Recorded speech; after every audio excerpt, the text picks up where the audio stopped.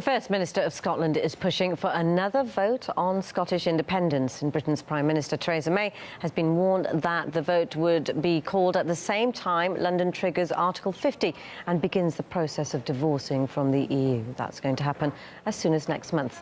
Well, let's get more details from our correspondent in London, Daniel Hawkins.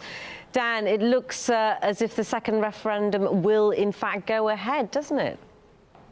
Well, Nadira, as the prospect of Brexit officially looms ever closer, it seems so does the prospect of a second independence referendum. To vote or not to vote, that is the question, or as put more eloquently by a UK spokesman, the question is not whether there could be a second referendum, it's whether there should be one. And according to them, the clear answer to that is no. Apparently, the threat of one is creating unnecessary uncertainty and division.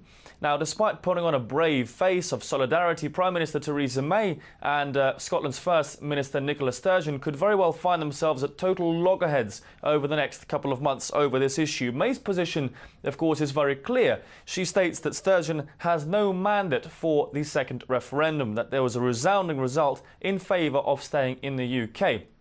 Now, while Nicola Sturgeon may accept that, her position, of course, is a bit different. She believes that her country can have its own say on the Brexit decisions. She said that Scotland was told repeatedly it was an equal partner in the UK, and it's now time to demonstrate that it does count.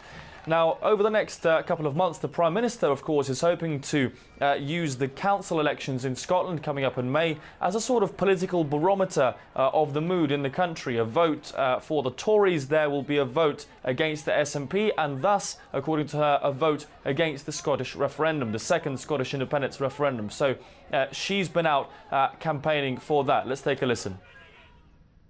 Voters across Scotland will have the chance to send a clear message to the Scottish National Party that they don't want a second independence referendum. Now, 2 years ago, of course, Scotland did vote to stay in the UK. A record turnout, 55.3% voted for staying in the UK, with only 44.7% favouring going it alone. But since then, of course, there's been another result, the Brexit referendum. Scotland vote was different to that of England, 62% favoured staying within the EU.